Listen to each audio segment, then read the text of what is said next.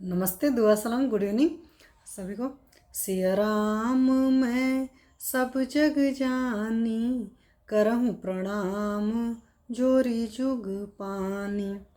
तो आज का सेशन स्टार्ट करते हैं। एक्चुअली आज कुछ कुछ वजहों से लेट हो गया और अभी जब मैंने 4:30 करके रखा था तो भी थोड़ा सा लेट हो गया, तो सॉरी इसके लिए बोल सकती हूँ और कुछ नहीं कर सकती हूँ क्योंकि कोई आ गया अचानक और फिर ऑब्वियस सी बात है, आपको पता है, फिर टाइम देना पड़ जाता है ना।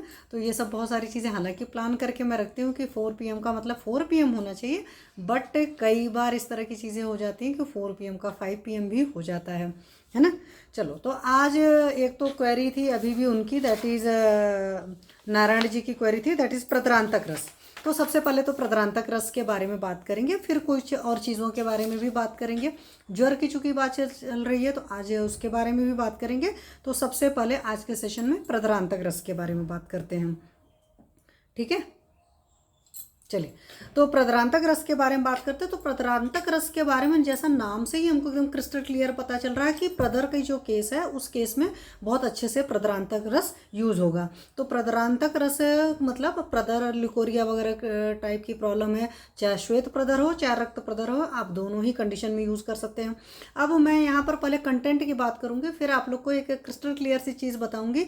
बीइंग आयुर्वेदिक चिकित्सक आपको उस चीज़ों का ख्याल रखना पड़ेगा। एलोपैथिक तरह नहीं चलता है कि इस पर्टिकुलर डिसीज के लिए ये एंटीबायोटिक है, इस पर्टिकुलर के लिए ये। हमारा आयुर्वेद में एक तो व्याधि प्रतिनिक चिकित्सा है, मतलब उस व्याधि में, उस बीमारी में पर्टिकुलर कौन सी मेडिसिन होगी, और प्लस गाड़ी स्टार्ट कैसे होगी। तो हर चीज़ का स्टार्ट होने का तरीका है कि आप क्लच दबाएंगे, फिर पता चला एक्सलेटर करेंगे, सब सारी चीज़ें, मतलब गियर चेंज होगा तो जो गियर फर्स्ट गियर लगाना होता है वो वाला सिस्टम से ट्रीटमेंट भी किया जाता है। तो गाड़ी जैसे स्टार्ट की जाती है ऐसे चिकित्सा भी स्टार्ट की जाती है। और चिकित्सा स्टार्ट करने का हमेशा सबसे सर्वश्रेष्ठ जो सूत्र है, चिकित्सा सूत्र, वो यही है कि दीपन पाचन उन्लोमन करिए। दीपन पाचन अनुलोमन क्यों करना होता है, चलो आज उसके बारे में थोड़ा सा बात कर लेते हैं। तो दीपन पाचन अनुलोमन किसी भी व्याधि की चिकित्सा करने से पहले हम लोग दीपन पाचन अनुलोमन इसलिए करते हैं कि दीपन का मतलब होता है कि हम डाइजेस्टिव फायर को बढ़ाना। डाइजेस्टिव फायर को बढ़ाने का मतलब जैसे है, आप ये सिंपल सी लैंग्वेज में समझो कि गैस पर अगर हमने खाना रख दिया और खाना गैस का फ्लेम प्रॉपर होगा तो खाना पकेगा।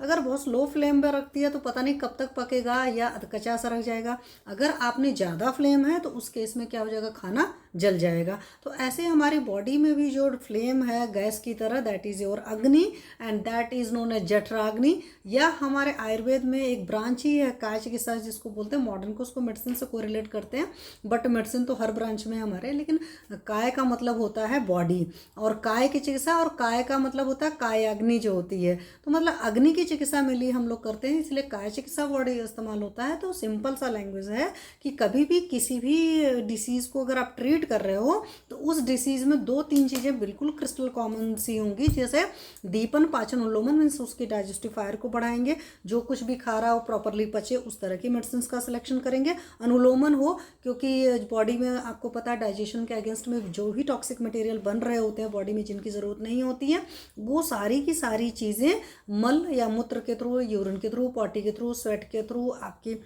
जो सांस लेने का तरीका है मतलब इनहेल एक्सेल, उसके थ्रू बाहर निकलता है। कार्बन डाइऑक्साइड आपको पता है एक्सेलेशन के थ्रू बाहर निकलती है। अगर कार्बन डाइऑक्साइड प्रॉपरली नहीं निकल पाएगी, चलो याद आ गया तो इसी बात से बताती हूँ कि अगर कार्बन डाइऑक्साइड प्रॉपरली नहीं निकल पाएगी तो क्या होगा, carbon dioxide plus water that is carbonic acid generate होगा। तो उसकी वजह से आपका ब्लड जो है बहुत एसिडिक हो जाएगा। तो बहुत सारे, इसीलिए आप देखते हैं ना बाबा रामदेव हर चीज़ में कहते रहते हैं अनुलोम विलोम करिए, नाड़ी शोधन करिए। तो हर इंसान ये सोचता है कि नाड़ी शोधन करना ज़रूरी क्यों है, ख्याल आ गया तो कहते हैं लिंक पे लिंक बनती जाती है। सो मैं आपसे बात कर रही हूँ, तो इसलिए आपको नाड़ी शोधन प्राणायाम करने की ज़रूरत होता है या नाड़ियों की शुद्धि करने की ज़रूरत होता है। Means you have to inhale properly, exhale properly, और जितना होल्ड कर सकते हैं। अगेन शर्त वही है कि कोई भी हाई बीपी का पेशेंट है या दमा या अस्थमा का मरीज है तो उसको होल्ड नहीं करना है, मैंने पहले बताया। इनहेल क्यों प्रॉपरली करेंगे, जितना अच्छे से इनहेल करेंगे उतनी बढ़िया से ऑक्सीजन जाएगी बॉडी के अंदर, तो हर सेल्स को ऑक्सीजन मिलेगी तो सेल आपकी एनर्जेटिक फील करेगी। क्योंकि आपको पता है रेस्पिरेशन जो प्रोसेस हो रही थी, जो एनर्जी होती है 9th-10th के साइंस में आपने पढ़ कर रखा होगा, उन सारे फूक डाउन का ब्रेक डाउन करने के लिए, तोड़ करके एनर्जी बनाने के लिए ऑक्सीजन की ज़रूरत होती है। That process known as respiration. जो 9th-10th के बच्चे हैं उनको भी आता है और भी बड़े लोग को भी इतनी चीज़ें याद रहती है, मैं सिंपल सी लैंग्वेज बता दे रही हूँ। ठीक है। तो आपको इसीलिए, और जो कचरा निकल रहा है मतलब सांस के अगेंस्ट में, उस कार्बन डाइऑक्साइड को बाहर निकालना, प्लस थोड़ा सा नाइट्रोजनस वेस्ट मटेरियल आपका स्वेट के थ्रू भी निकल जाता है। अच्छा खासा नाइट्रोजनस वेस्ट मटेरियल आपका यूरिन के थ्रू निकल जाता है। और भी जो फिसीज के थ्रू कचरा निकल जाता है, तो मल है, चाहे मूत्र है, चाहे स्वेद है, चाहे आपकी वायु है, श्वास जो है, सब सारी चीज़ें उसके थ्रू निकल जाना है। तो प्रॉपरली इसीलिए आपका ख्याल करने के लिए बहुत कॉमन सी चीज़ होती है कि हर इंसान को अपनी डाइट का ख्याल रखना है, अपनी लाइफस्टाइल का ख्याल रखना है। मतलब डाइट मीन्स जो पचता है सिर्फ वो खाएंगे, जो हमारे अनुकूल है वो खाएंगे, रात में जल्दी सोएंगे, सुबह जल्दी उठेंगे। तो लाइफस्टाइल है, सेडेंट्री लाइफस्टाइल नहीं रहेगा, वर्किंग रहेगा। क्योंकि याद है मैंने एक सेशन ले रखा है कि व्यायाम से क्या क्या फ़ायदे होते हैं, जाकर अगेन फिर से सुनिएगा तो आपको बहुत अच्छे से समझ में आएगा। ठीक है, तो इस बात का क्रिस्टल क्लियर ख्याल रखेंगे, तो इस वजह से मैं आपको बता रही हूँ। तो दीपन पाचन लोमन हम लोग चिकित्सा में करते हैं, और किसी भी चिकित्सा में आपका डाइट और लाइफस्टाइल इतनी चीज़ों का पक्का पक्का ख्याल रखना होता है। तो इस बात का पूरा पूरा ख्याल रखें, यही ट्रीटमेंट का बेसिक तरीका होता है। और इस बेसिक तरीकों को आयुर्वेद फॉलो करता है। फिर अगेंस्ट क्या होता है, जो आपकी डिसीज रहती है फिर उसमें मॉडिफिकेशन करके और भी सारी मेडिसिन चलती हैं। तो जो यहाँ पर यूजी के नए नए बच्चे जुड़े रहेंगे उन सब के लिए भी चीज़ें काम आएंगी। और जो आयुर्वेद के प्रैक्टिशनर अभी तक एलोपैथ की प्रैक्टिस कर रहे थे, लेकिन अब वो चाहते हैं कि हम आयुर्वेद की प्रैक्टिस करें, तो मैं उन सारे लोग के लिए कह रही हूँ कि आप इस चीज़ को समझिए। और कई बार ये दीपन पाचन और लोमन वाला जो कॉन्सेप्ट रहता है, ये समझने में कई साल भी लग जाते हैं। नए नए जो बच्चे आए हैं 1-2 साल तो लग ही जाता है अंदर से वाकई समझना। एक होता है पढ़ना, एक होता है उस बात को समझना। और वो तभी आप समझ पाते हैं जब आपके पास नंबर ऑफ पेशेंट्स आते रहते हैं और उनको ट्रीट करते रहते हो, तो धीरे धीरे आपको सारी चीज़ें समझ में आने लगती हैं। चलिए, तो बात आज करनी थी हमें प्रद्रांतक रस के बारे में। नारायण जी की क्वेरी थी, तो हमने कहा ठीक है प्रद्रांतक रस के बारे में बात करेंगे। तो सबसे पहले इसका रेफरेंस की अगर बात करें, तो जो भी AI PGT वगैरह एंट्रेंस एग्जामिनेशन वगैरह में बच्चे रहते हैं, उन सारे लोग के लिए मैं बता दूं, प्रद्रांतक रस का आपको रेफरेंस देखना है तो भेषज रत्नावली में इसका रेफरेंस आपको बहुत अच्छे से मिल जाएगा। वैसे भी आपको पता है भेषज रत्नावली बहुत सारा कॉम्बो है, बहुत सारी बुक्स का कॉम्बो मिलाकर बना है। तो जब आप एक अच्छी प्रैक्टिस करने लगते हो या थोड़ी सी अकल आ जाती है, मतलब शुरुआत में चरक सुश्रुत से भी ऊपर थोड़ा सा समझ में आ जाता है, मतलब आपको निदान उदान समझ में आता है। चरक सुश्रुत से ऊपर समझ में आता है, मतलब चरक सुश्रुत थोड़ी थोड़ी समझ में आ जाती है, एटलीस्ट निदान समझ में आता है। चरक सुश्रुत से ऊपर का मतलब ये नहीं होता।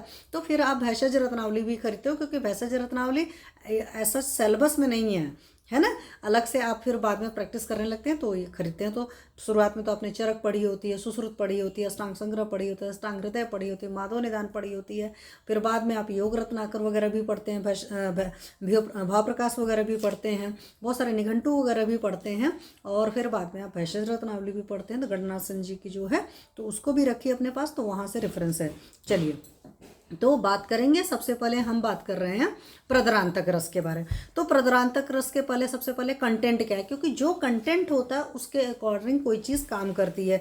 तो प्रद्रांतक रस में एक तो शुद्ध पारा पड़ा हुआ है, दूसरी बात है शुद्ध गंधक पड़ा है। अब शुद्ध पारा और गंधक पड़ा है तो पक्का सी बात है, जब कोई योग बनाते हैं तो हमेशा क्या बनाएंगे, उसकी कज्जली बनाएंगे। ठीक है, इसमें वंग भस्म भी पड़ी हुई है, फिर इसमें चांदी भस्म भी पड़ी हुई है, और इसमें खपरिया भस्म भी पड़ी है। अगर वो नहीं होता है तो उस केस में आप यशद भस्म ले सकते हैं खपरिया के अभाव में। कौड़ी भस्म भी पड़ी हुई है।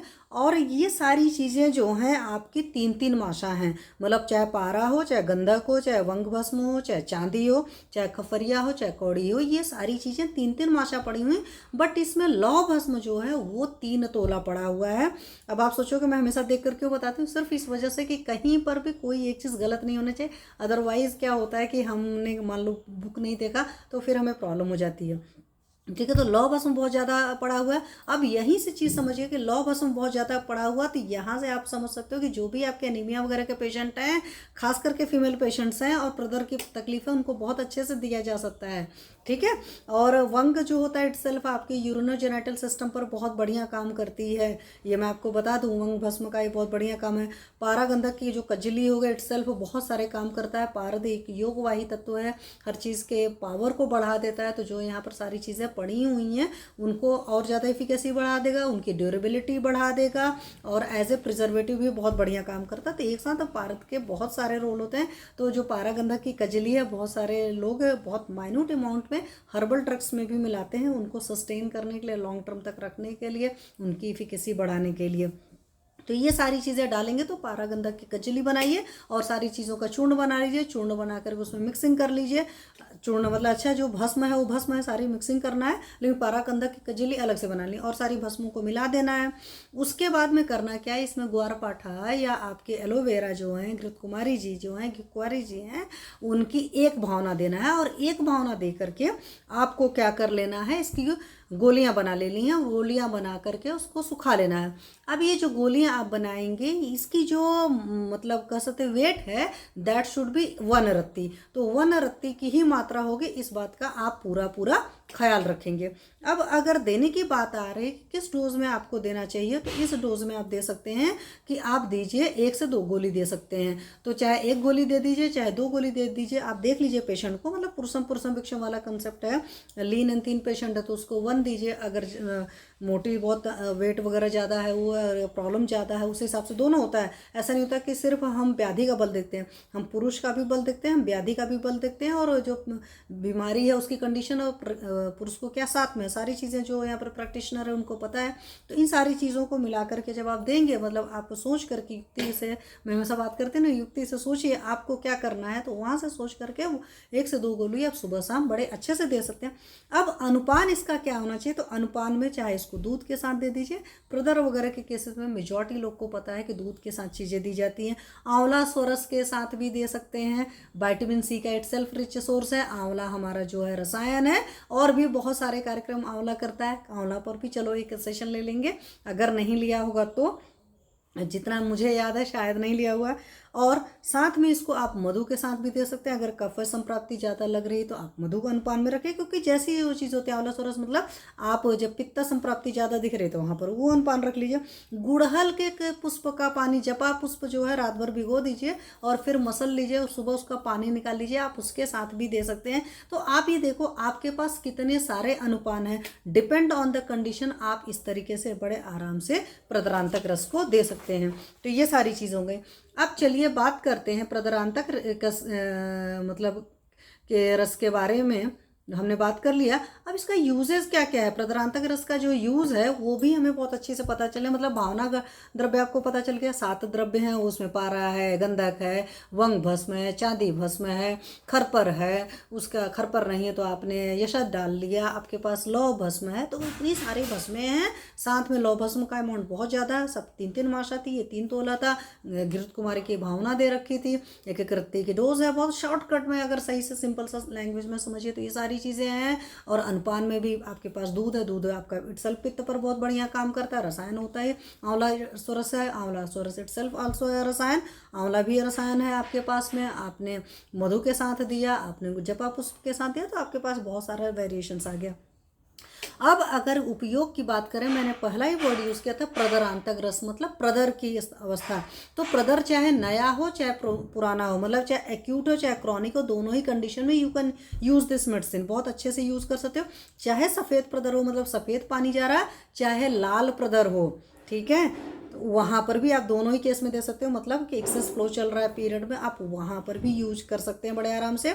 तो कोई भी प्रदर हो, वो सारा प्रदर जो होता है नष्ट हो जाता है। तो मॉडर्न में तो मेनोरेजिया, मेट्रोरेजिया इस तरह की टर्मिनोलॉजी है। अपना आयुर्वेद का कंसेप्ट देखिए और उसके हिसाब से पेशेंट की डायग्नोसिस बनाइए, and that will be much more better. ठीक है, अभी एक चीज़ छूट गई है, वो भी अभी बात करूँगी, याद आ गया तुम्हारा।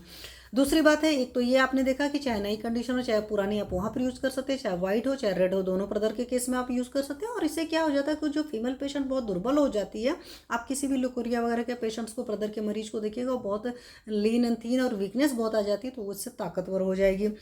प्रदर की वजह से होता है क्या है, कमर और पेड़ों में दर्द होता है। अब मेल जो लोग हैं उनको तो एहसास नहीं होगा, फीमेल जो यहाँ पर जुड़ी हैं और जिनको वाकई कमर का दर्द होता है सीवियर, खास करके प्रदर की वजह से, वो सिर्फ वही इस चीज़ को जानती होंगी। मेरे को लाइफ में एक बार दर्द हुआ था, और नॉर्मली मुझे इस तरह के पेन नहीं होते, तब मैं फर्स्ट टाइम जाने कि ये दर्द वाकई कितना खतरनाक होता है। क्योंकि कहावत है ना, जिसके पैर न फटी बेवाई तेका जाने पीर पर आई। तो जब तक आपको एहसास नहीं होता आप नहीं समझ सकते हो। तो इस वजह से जैसे मैं आपको बता रही हूँ, तो इसमें काफ़ी सीवियर पेन होता है और बहुत ही इंटेंस टाइप का पेन हो, मतलब इतना इंटेंस होता है ना कि बहुत गुस्सा भी आती है, कुछ समझ में भी नहीं आता क्या करे क्या ना करे। अभी वो सारी चीज़ों के बारे में बात करूँगी, शास्त्र ने सब लिखा है। तो इसकी वजह से कमर और पेड़ों में मान लो दर्द हो रहा है, हाथ पैर के तलवों और आंखों में जलन होती है। एक तरफ दर्द हो रहा है मीन्स वाता संप्राप्ति हो गई, हाथ पैर के तलवों में जलन और आंखों में जलन मीन्स पित्त संप्राप्ति हो गई, और मंद मंद ज्वर बना रहेगा। तो मंद मंद ज्वर हमेशा वात कफज ज्वर होते हैं, अधिकतर कफज ज्वर होते हैं, और भूख नहीं लगना होता है। मीन्स एक तरीके से समझ लीजिए पूरा त्रिदोषज व्याधि हो जाती है। तो वात पित्त कफ तीनों इसमें दूषित रहते हैं, बट आपको देखने की ज़रूरत है कि उसमें मेजर क्या है, उसके हिसाब से आप अपना अनुपान डिसाइड कर लीजिएगा। इनफर्टिलिटी वगैरह के पेशेंट्स जो हैं, खास करके प्रदर की वजह से, आपने देखा कई बार बहुत सारे पेशेंट्स आते हैं जिनको डिस्चार्ज की प्रॉब्लम रहती है। मेरे पास एक पेशेंट थी और अभी वो मेनोपॉजल एज ग्रुप में घुस गई, और सी इज़ अनमैरिड पेशेंट, मतलब उन्होंने शादी नहीं करी है, बट उनको शुरू से प्रदर वाली बहुत तकलीफ रही थी।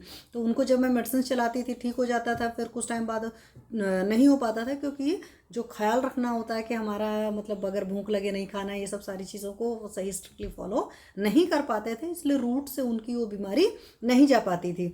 ठीक है, तो गर्भाशय जो है इसकी वजह से जो है आपका सबल हो जाएगा, तो गर्भधारण की क्षमता बढ़ जाएगी। तो यूट्रस के अंदर पावर देने के लिए, खास करके प्रदर की वजह से इनफर्टिलिटी हो रही है, तो उस केस में आप इस चीज़ को बहुत अच्छे से यूज़ कर सकते हैं। अब चलिए एक बात और बताऊं, जैसे प्रदर जिन लोगों को तकलीफ होती है, चाहे श्वेत प्रदर हो चाहे रक्त प्रदर हो, तो उसकी जो प्रकोपावस्था होती है उसमें क्या क्या लक्षण होते हैं, आप इन सारे साइन सिम्टम को देख करके समझ सकते हैं कि मेरे को प्रदर है कि नहीं, और प्रदर की कौन सी हालत है। तो इसमें शरीर कांति हो जाएगी। तो पुराने पेशेंट्स जो भी रहते हैं प्रदर के, आप उनको देखेंगे ना, उनके फेस पर बिल्कुल भी ग्लो नहीं रह जाता। मैंने ऐसे बहुत सारे पेशेंट्स को देखे हुए हैं और अपनी सराउंडिंग में भी देखे हैं और एज ए प्रैक्टिशनर भी देखे हैं। सो हम आपसे इस बात को बता रहे हैं। उनके अंदर खून की कमी जाती है तो शरीर एकदम पीला पड़ जाता है। ऑब्वियस सी बात है, खून नहीं रहेगा तो पीले पीले से ही नजर आएंगे। स्वभाव बहुत चिड़चिड़ा हो जाता है। ऐसा इंसान बहुत छोटी छोटी बात पर गुस्सा करेगा, किसी की बात अच्छी नहीं लगेगी, क्योंकि अंदर से रस धातु की भी अच्छी खासी दुष्टि रहती है ना। तो रसक्षय में भी इस तरह के लक्षण होते हैं कि किसी की बात अच्छी नहीं लगती। अग्निमांद होता है, उसकी भूख वगैरह अच्छे से नहीं लगती। जब भूख अच्छे से नहीं लगे, अग्निमांद होगा, तो पक्का सी बात है ऐसे पेशेंट को कॉन्स्टिपेशन वगैरह की तकलीफ भी होगी। हाथ पैर और आंखों में भी जलन वगैरह होगा, और थोड़ा सा भी अगर वो चलेगा तो उसका पैल्पिटेशन होने लगेगा, हृदय की गति बढ़ने लगती। तो ऐसा मरीज बहुत ज़्यादा वीक हो जाता है। पेट में भारीपन रहेगा, लोअर एब्डोमेन काफ़ी भारी रहता है, स्राव वगैरह होगा। और कई बार देखेंगे जो डिस्चार्ज होता है, जैसे खास करके हमारे पास जो ग्लिकोरिया के पेशेंट्स आती हैं, तो मैं हमेशा एक क्वेश्चन जरूर पूछती हूँ कि आपका कर्डी डिस्चार्ज है, मतलब मोटा डिस्चार्ज है दही जैसा, या पनीर को तोड़ दो उस तरह का डिस्चार्ज है, पतला पानी जैसा है। तो मॉडर्न वाले भी इस चीज़ को जानते हैं कि जब बिल्कुल पतला पानी जैसा डिस्चार्ज होता है तो वो क्रॉनिक इन्फेक्शन होता है, या बहुत पुराना इन्फेक्शन होता है, उसमें पतला डिस्चार्ज होता है। जो नया नया इन्फेक्शन होता है उसमें हमेशा कर्डी डिस्चार्ज होता है, या पनीर के टुकड़े को तुम तोड़ दो तो होता है।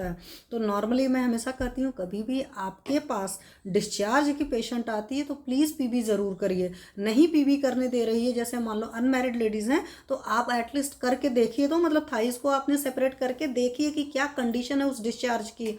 अगर हम पीबी नहीं भी कर पा रहे हैं, बट हम क्या बोलते हैं, दर्शन परीक्षा तो कर ही सकते हैं। तो दर्शन परीक्षा मीन्स देखना ज़रूरी है। पेशेंट ने कह दिया, आप उसके बेसिस पर मान मत लीजिए। जैसे मेरे पास बहुत सारे ऐसे पेशेंट्स आए जिनको सही से नहीं पता था, जब मैंने देखा तो मैंने कहा आपको डिस्चार्ज है, फिर मैंने उनको पीबी करके, बिकॉज दे वर मैरिड, तो मैंने उनको दिखाया। और अनमैरिड भी होती है तो आप उनसे बात करिए, और बात करके एटलीस्ट देखने की ज़रूरत है कि वाकई डिस्चार्ज का क्या है। आप अगर आयुर्वेद में जाएंगे तो आपको पता है अलग अलग तरह के कलर्स भी हैं, तो आपको वो सारी चीज़ें भी ध्यान देने की ज़रूरत पड़ेगी। और अगर आप मैक्सिमम रिजल्ट चाहते हो कि मतलब प्रदर के केस में मिले, तो उसमें क्या है, मधुकाद्यालय जो है उसके साथ यूज़ करिए, दूध के साथ तो आपको देना ही देना है।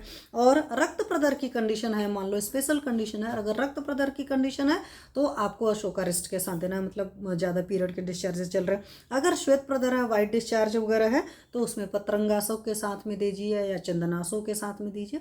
तो जैसी सिचुएशन हो उस सिचुएशन के हिसाब से आप डिसाइड करके अपना मतलब प्रदरांतक रस यूज़ करेंगे, तो प्रदर के मरीज को चाहे श्वेत हो चाहे रक्त प्रदर हो बहुत बढ़िया इस्तेमाल होगा। अब रक्त प्रदर की अगर बात करो तो उसमें आपको इधर तंदुलोर्धक के साथ दवाएं देते हैं, बहुत सारी और भी दवाएं हैं। एक सेशन और भी लिया हुआ था मैंने, लेकिन ये चूंकि अभी क्वेरी थी तो हमने कहा चलो इस क्वेरी के बारे में भी बात कर लेते हैं। तो आप भी प्रदरांतक रस को यूज़ करिएगा, और यूज़ करने के बाद अपना रिजल्ट मेरे साथ शेयर करिएगा। चलिए, अब इसी बात से एक बात और याद आ गई, सो मैं आपको क्रिस्टल क्लियर बताऊं। जब आप प्रदर के मरीज को ट्रीटमेंट कर रहे हैं तो वहाँ पर भी फर्स्ट लाइन ऑफ ट्रीटमेंट आपका दीपन पाचन उल्लोमन ही होगा, क्योंकि ऐसे सारे मरीज की जो अग्नि होती है वो बहुत ज़्यादा मंद होती है। तो इस बात को आपको पूरा पूरा ख्याल रखना पड़ेगा कि अग्नि बिल्कुल सही होनी चाहिए। ठीक है, तो दीपन पाचन उल्लोमन जरूर करेंगे, क्योंकि कॉन्स्टिपेशन तो नहीं है पेशेंट को, या भूख कम लगती है, सारी चीज़ों की बात करेंगे। साथ में क्यों बात कर रहे हो कि इस प्रद्रांतक रस में कोई भी आप देख रहे हो दीपनीय महाकषाय का कोई द्रव्य नहीं है, कोई दीपन पाचन द्रव्य नहीं है, क्योंकि सारी जो है भस्में हैं। ठीक है, तो आपको हमेशा दीपन पाचन उल्लोमन के साथ जब इसको यूज़ करेंगे तब मैक्सिमम रिजल्ट आएंगे। और जो प्योर आयुर्वेद प्रैक्टिशनर नहीं होते हैं, एलोपैथिक माइंडसेट वगैरह होता है, वो सोचते हैं कि दवा चला दें। हम आयुर्वेद वाले अच्छी तरीके से जानते हैं कि first we have to correct her agni, then we can give any medicine. तो कोई भी रस औषधियाँ भी चलानी होती है तो पहले अग्नि को करेक्ट करके यूज़ करेंगे तो आपको मैक्सिमम रिजल्ट मिलेगा। अदरवाइज जब तक मेडिसिन दे रहे हो वो ऑन ऑफ पड़ा हुआ है, मतलब सबसाइड थोड़ा सा हो जाता है, क्रिस्टल क्लियर रिजल्ट नहीं आ पाते हैं। तो प्रदर के केस में एक बात तो ये ख्याल रखिए। दूसरा, प्रदर के केस में आप और अच्छा ट्रीटमेंट अगर चाहते हो तो दीपन पाचन उल्लोमन के साथ प्रतरांतक रस यूज़ करिए, प्लस लोकल ट्रीटमेंट जरूर दीजिए। लोकल ट्रीटमेंट का मतलब होता है योनि धावन है, योनि डूश वगैरह है, ये सारी चीज़ें दीजिए। और साथ में कुछ लोकल एप्लीकेशन के लिए लोकल ऑइंटमेंट यूज़ करिए, चाहे आप महातिक्त घृत यूज़ कर सकते हैं या कुछ और यूज़ कर सकते हो, डिपेंड ऑन द कंडीशन कैसी है। कुछ घृत वगैरह भी यूज़ कर सकते हैं। तो मेडिकेटेड घी या मेडिकेटेड ऑयल वगैरह आप बड़े अच्छे से यूज़ कर सकते हैं। देख लीजिए कंडीशन, तो योनि धावन वगैरह कराइए, योनि पीछू वगैरह भी करा सकते हैं, लेकिन शुरुआत में योनि पीछू नहीं कराएंगे। सबसे पहले योनि धावन एटलीस्ट 1 वीक तक कराइए, और उसके बाद जब अच्छी कंडीशन हो जाए तो आप योनि पीछू भी कराइए। तो जब आप लोकल ट्रीटमेंट के साथ अपना सिस्टमिक ट्रीटमेंट देते हैं, दोनों चीज़ें अच्छे से करते हैं, साथ में जो नॉर्मल मतलब पथ्य पालन होता है वो सारे पथ्य पालन के साथ जब आप श्वेत प्रदर या रक्त प्रदर के मरीज को ट्रीट करते हैं तो बहुत जल्दी मतलब आराम आता है पेशेंट को, और आपको भी चिकित्सा यशस्वी होती है, मीन्स आपको भी अच्छी लगती है। क्योंकि अगर हम लोग ट्रीटमेंट करने चलते हैं तो हमारी पहली प्राइमरी ड्यूटी यही होती है कि हमें जो है पेशेंट सक्सेसफुली ट्रीट हो जाए, है ना। तो चलो, ये रही बात टोटल प्रदरांतक रस के बारे में। अब आज और क्या क्या बात करेंगे, आज सोचा था एक चीज़ और बात करेंगे, and that is known as कि घरेलू चिकित्सा के बारे में बात करेंगे। क्योंकि प्रतरांतक रस के बारे में बात ही कर रहे थे तो हमने कहा आज घरेलू चिकित्सा के बारे में एक चीज़ बात करते हैं। नॉर्मली बहुत सारी फीमेल्स होती हैं जिनको वजाइनल ईचिंग की प्रॉब्लम होती है, या अंदर के रीजन में उनको इंटरनल ऑर्गन में प्रॉब्लम होती है ना। तो वजाइनल ईचिंग की प्रॉब्लम हो रही है, वल्वल रीजन में ईचिंग की प्रॉब्लम हो रही है, तो उसमें कर क्या सकते हो आप, जो बहुत इफेक्टिव ट्रीटमेंट है उसका तो सबसे पहले बेस्ट तरीका तो यही है कि आपका पेट वोट साफ होते रहना चाहिए। ये नहीं है पेट वगैरह साफ नहीं हो रहा, कॉन्स्टिपेशन वगैरह की रख रही है, भूख कम लग रही है, सब सारी चीज़ें हैं, तब आराम जल्दी नहीं आएगा। तो जितनी आपको भूख लगती है उस हिसाब से खाना खाइए, जो पचता है वो खाना खाइए, रात्रि जागरण नहीं करिए, मतलब देर रात मत सोइए, सुबह जल्दी उठिए, अपनी सेडेंट्री लाइफस्टाइल नहीं रखिए, प्राणायाम योग वगैरह करिए। उसके अलावा आप लोकल आप घर पर कर क्या सकते हैं वो मैं आपको बता रही हूँ। तो सिंपल सा है कि नीम का पानी जो है आपके पास, सिंपल से नीम का पानी जो है उबाल लीजिए, नीम उबाल करके पानी में उससे वॉश करिए। जब आप वी वॉश और ये दुनिया भर का वॉश यूज़ करते हैं उससे बहुत ज़्यादा इफेक्टिव है, उन्हें बहुत सारे पेशेंट्स को बताया है, उन्होंने किया है, सो मैं आपको बता रही हूँ। तो वी वॉश से वॉश करिए, और साथ में आपको करना है क्या है, आप सरसों के तेल को लोकल एप्लीकेशन करिए। आप सुबह नहा लीजिए तब पर भी करिए, आप शाम को रात को सोने जब जाते हैं तब पर भी अप्लाई करिए। तो 2 टाइम एटलीस्ट सरसों का तेल अप्लाई करिए, सुबह नहाने के बाद में और रात को सोने से पहले सरसों का तेल अप्लाई करना है, नीम के पानी से धोना है। अगर और अच्छा रिजल्ट चाहते हो तो जितनी बार जाते हो उतनी बार अच्छे से वॉश कर सकते हैं। कॉटन के कपड़े पहनने, ये सब सारी चीज़ें तो आपको पता ही है, मैंने कई बार इनफर्टिलिटी वगैरह के कुछ सेशंस में भी इन सारी चीज़ों के बारे में बात करी है कि आप कॉटन के कपड़े पहनिए, एयरी होना चाहिए, ये सब सारी बातों का ख्याल रखना, नमी वगैरह नहीं रखना चाहिए। और उसके साथ जब आप इस चीज़ को करते हैं तो वाकई बहुत शानदार रिजल्ट आते हैं, इस बात का ख्याल रखिए, ठीक है। तो ये बहुत एक अच्छी सी चीज़ थी, मैंने कहा चलो इसके बारे में शेयर करते हैं। तो जो इन लोग को भी वजाइनल ईचिंग वगैरह रहती है वहाँ पर सबसे पहले अपनी अग्नि का ख्याल रखना है, मतलब जो पचता है सिर्फ वही खाएंगे। उसके अलावा रात्रि में जागरण नहीं करेंगे, दिवासन नहीं करेंगे, दिन में सोएंगे नहीं, और सेडेंट्री लाइफस्टाइल नहीं रखेंगे। कपड़े जो है कॉटन के पहनेंगे, वॉश कपड़े होने चाहिए, एक दिन का पहना हुआ एटलीस्ट अंडर गारमेंट्स दूसरे दिन नहीं पहनना चाहिए। इस तरह की चाहे जर्नी हो चाहे जो, प्लीज़ अंडर गारमेंट्स हमेशा वॉश करे हो, प्रॉपरली वॉश करे हो, धूप में सूखे वगैरह पहनने हैं। तो ये सारी चीज़ें हैं। खाने पीने का ख्याल रखना है, यूरिन वगैरह की कोई इन्फेक्शन वगैरह तो नहीं है। तो उसके साथ अगर आप नीम के पानी से धुलते हो, मतलब नीम को उबाल लिया और उस पानी से धुला और साथ में सरसों के तेल का लोकल एप्लीकेशन किया, तो सुबह दोपहर शाम भी कर सकते हैं। अदरवाइज सुबह नहा कर जरूर कर लीजिए और रात को सोते वक्त ज़रूर करिए। तो जब आप इतना मतलब छोटी सी चीज़ें करते हैं तो इससे अगर आपको सिंपल वेजाइनल ईचिंग है तो वो सॉल्व हो जाएगी। अगर इन सारी चीज़ों के करने के बावजूद आपकी वेजाइनल ईचिंग में आपको आराम नहीं आ रहा है तो then you should consult your physician. इस बात को पूरा ख्याल रखिए, उसको इग्नोर मत करिए, क्योंकि अभी बाहर अगर कोई इन्फेक्शन है फिर वो अंदर कैरी हो जाएगा। तो यूट्रस तक जब कोई चीज़ें चली जाती हैं तो उसको ठीक होने में बहुत ज़्यादा टाइम लगता है। तो इसलिए वेजाइनल ईचिंग को भी इधर उधर नहीं करिए, मतलब कि इग्नोर मत करिए। सरसों का तेल मैंने क्यों बोला, सरसों तेल इटसेल्फ नॉर्मली तिल तेल बहुत बेस्ट होता है, बट कंडुग्न की अगर बात करूं तो कंडुग्न महाकषाय में हमारे चरक जी ने सरसों को डाला है। तो सरसों का तेल जो होता है बहुत बढ़िया ईचिंग के लिए काम करता है। कफस वगैरह संप्राप्ति जो होती है उसके लिए भी बहुत बढ़िया काम करता है। कटु कटु उष्ण ये भी थोड़ा सा है तो अच्छा काम करता है। नीम इटसेल्फ हमारी पित्त शामक होती है और रुक्ष होती है, तो वहाँ पर जो भी क्लेद है, नमी है, उन सारी चीज़ों को भी ये करेगा।